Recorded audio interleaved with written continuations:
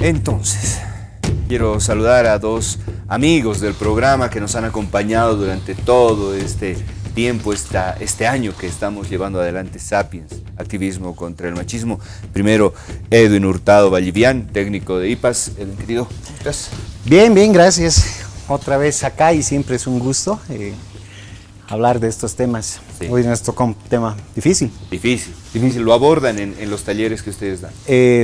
Sí, pues como es una consecuencia de toda esta violencia machista, entonces siempre tratamos de visibilizarlo, ¿no? Porque precisamente los cambios que se han dado en las figuras legales incluso tienen su motivo, ¿no? De visibilización de la problemática esta. Y está con nosotros Freddy Huaras. Freddy, querido. ¿Qué tal, ¿Cómo estás? Angelito? ¿Todo bien? Bien, gracias. Responsable de políticas en IPAS Bolivia. ¿Por qué es importante este tema? Porque de alguna manera, como lo hemos dicho en la introducción, es ese eslabón que termina de cerrar todo este ejercicio de las diferentes violencias que se ejercen contra la mujer. Sí, el abordaje mismo de interés que debemos tener en este caso, sí, y hablar entre hombres lo que es el feminicidio como tal, ¿no? Para muchos es una cosa que solamente, digamos, en este caso cuando la víctima es mujer, obviamente, ¿qué pasa por la cabeza de nosotros los hombres? Porque somos ahí los actores, los activos, ¿no? Los que cometemos en realidad el delito como tal. Entonces, es algo que todavía se está discutiendo mucho, se está analizando porque es esa construcción posiblemente que nos hace a nosotros sobre esa hegemonía que queremos pretender con las mujeres. Y para nosotros es bien importante analizar esto entre hombres, ¿no? Sí. Ahora, Freddy, una pregunta súper básica que parecería casi elemental, pero que no lo es. ¿Cuál es la diferencia, por ejemplo, entre asesinato y homicidio? A ver, en el caso del homicidio con el asesinato, en el caso del asesinato es premeditado, ¿no? Yeah. Y es por eso también cuando ya ha sido prepensada, como se dice. Sí. Es del homicidio no, es la provocación de la muerte hacia la otra persona. Yeah. Por eso las penas son menores entre unas y otras. Entre homicidio y asesinato. Claro. Y ahí sí se la dicta, digamos, el feminicidio como tal, que para muchos dice, pero eso es un asesinato igual, ¿no? No, o sea, eso tiene un trasfondo mucho más grande, ¿no? Unas discusiones que nosotros teníamos con la 348 cuando se planteó un movimiento y lucha de las mujeres desde México, por ejemplo. ¿Por qué las mujeres mueren a manos de sus parejas o de nosotros los hombres versus muertes de hombres a manos de sus parejas? Claro. Eso llamaba mucho la atención, ¿no? Entonces ahí es donde se le pone el aditamento y que fue muy discutido acá en nuestro país el tema de la misoginia, sí, el odio hacia las mujeres. Exacto. ¿No? Esta carga que tiene, ¿no? Esa carga, entonces muchos no comprendían, los mismos parlamentarios, que odio, ¿cómo los hombres podemos odiar a las mujeres? Es que muchas veces las palabras nos llevan a pensar que son acciones, odio como no quererte hablar o decir actitudes bien negativas, pero puede ser hasta actitudes positivas, los micromachismos que están muy metidos o los macromachismos que llevan a esto. Por ejemplo, el querer pretender, yo soy mujeriego y manejo muchas mujeres. ¿Qué valor les estoy dando a estas mujeres en este caso? ¿Son objeto? Para mí solamente son un complemento en mi vida. Entonces, eso también podríamos traducirlo como un odio, porque no les estamos dando el valor de persona humana. Y muchos no analizan ese tema cuando se piensa en el feminicidio, ¿no? Piensan que el odio tiene que visibilizarse con acciones, actitudes de desprecio. Claro. Eso también es un desprecio. Sí. Ahora, Edwin, ¿cuántas oportunidades da el haber encontrado la figura del feminicidio para el abordaje de este tema? ¿En qué ámbitos ayuda a comprender la dimensión de lo que nos estaba hablando, Fred? Abre todo un panorama, ¿no? Que hasta que se ha empezado a utilizar el término, estaba invisibilizado, ¿no? Estaba muy socapado. Entonces, este término que nace en contraposición a ese homicidio, ¿no? Yeah. Que estaba bien arraigado. Entonces, hay una cuestión, ¿no? Que la palabra construye pensamiento, ¿no? Entonces, dado ese axioma, entonces es que este término nace, sale a la luz, digamos, y entonces abre un panorama grande, ¿no? Para ver, para visibilizar toda esta violencia que estaba oculta, y entonces, también da pie a que se formulen políticas públicas, programas de Estado, con formulación de nuevas leyes. Ajá. Ahora, Edwin, un poco lo que tú nos estás describiendo y este panorama que se abre también nos abre a la posibilidad de poder hacer una descripción clara de todos estos ejercicios de masculinidad hegemónica que se traducen en machismo y que se traducen en estas acciones que, como Freddy también lo decía, a veces están con una carga tan importante de odio y hay como una carga emotiva muy fuerte cuando suceden los feminicidios, ¿no? Sí, es que esto se traduce también en esta masculinidad, en el ejercicio de estas conductas y actitudes que te da esta masculinidad tóxica, ¿no?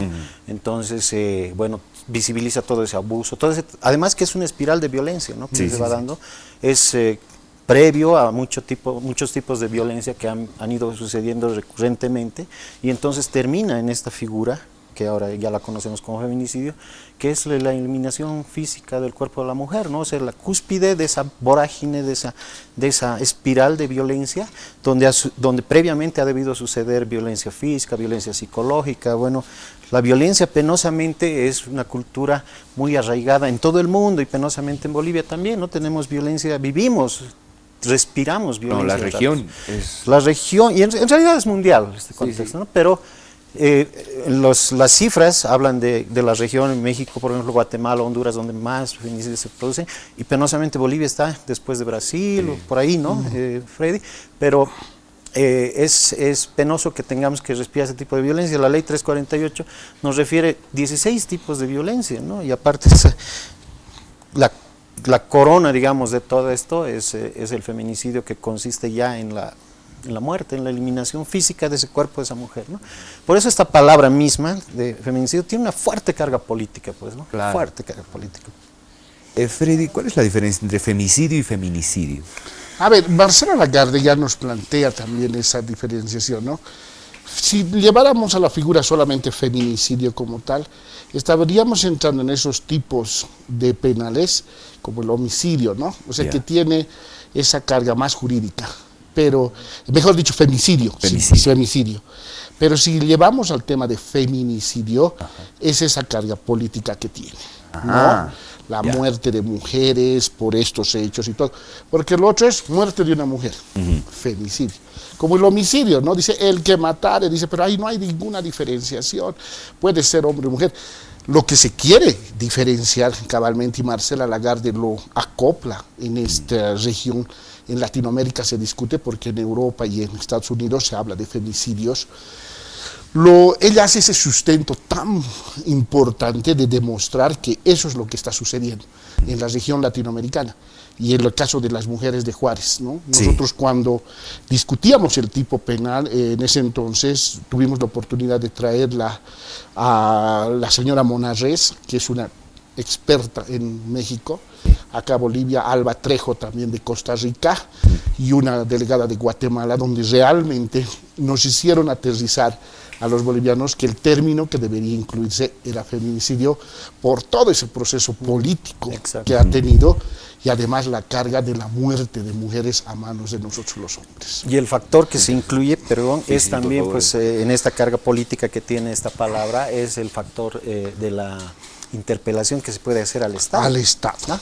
Porque antes no se, bueno, el femicidio no contempla ese factor, porque cuando pensamos en esto, poniendo un ejemplo, digamos, este movimiento de Ni Una Menos, ¿no? Que reivindica esta visibilización del feminicidio en Bolivia, en la región en realidad, ¿ante quién reclaman? ¿A quién interpelan esto? Es al gobierno, ¿no? Al Estado. Entonces, ¿no? Se pide políticas públicas, programas de Estado. Entonces, ese ingrediente, ese factor, es el que también hace a esta conformación del feminicidio. Edwin, ¿por qué este tema debe ser abordado como una problemática de salud pública? ¿Por qué esto no solamente debe estar en los estamentos del Código Penal y como que hacer mucho rigor en el tema del castigo, sino por qué se habla tan poco en los ámbitos de prevención? Sí, pues es que este es un problema así de Estado realmente, ¿no? Y aparte es un problema de salud pública. porque precisamente hay que seguir en la exigencia al Estado de que se formulen políticas públicas, ¿no? De que se trabaje en prevención, en cuestiones sociales, en cuestiones educativas. Entonces es una solicitud permanente a que el Estado actúe, ¿no? Y penosamente vemos que esa inacción a veces es causante de todos estos problemas que van creciendo, ¿no?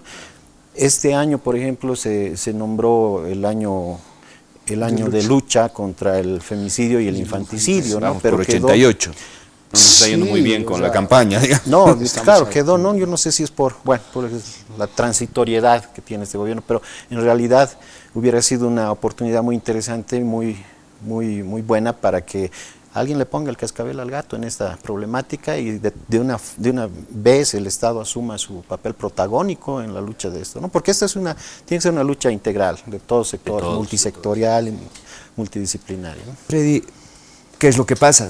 Somos un Estado-nación con políticas de vanguardia, realmente, o sea, realmente ahí nos invitan a foros internacionales para contar cómo es que en la Constitución Política del Estado de Bolivia han incluido estos temas, pareceríamos así, wow. Pero al final del día no estamos incidiendo, ¿no?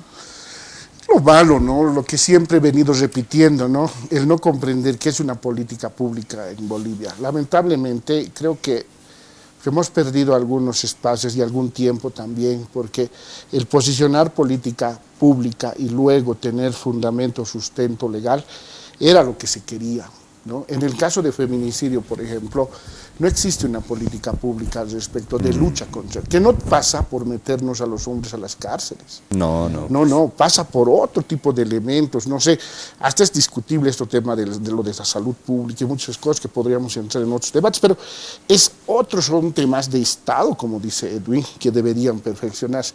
Por ejemplo, ¿qué sucede con las víctimas secundarias, que a las veces son víctimas, que son los hijos que sobreviven a la muerte de sus madres?